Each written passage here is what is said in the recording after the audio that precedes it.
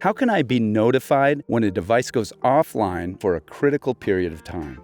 Even the hardiest devices can unexpectedly go offline every now and again.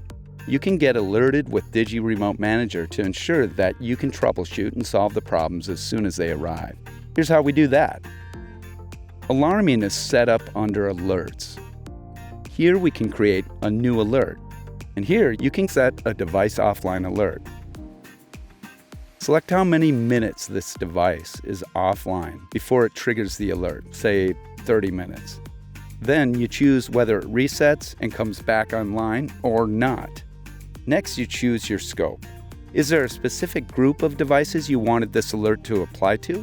Or do you want to go in and pick individual devices? Let's go back to groups. And let's say we want all of production to be under the scope of this alert. Create a name for the alert, and then you can put in whatever description makes sense and enable that alert as a low, medium, or high priority. And if it's set as a high priority, the email will have a high priority flag on it to tell you to look at the email right away.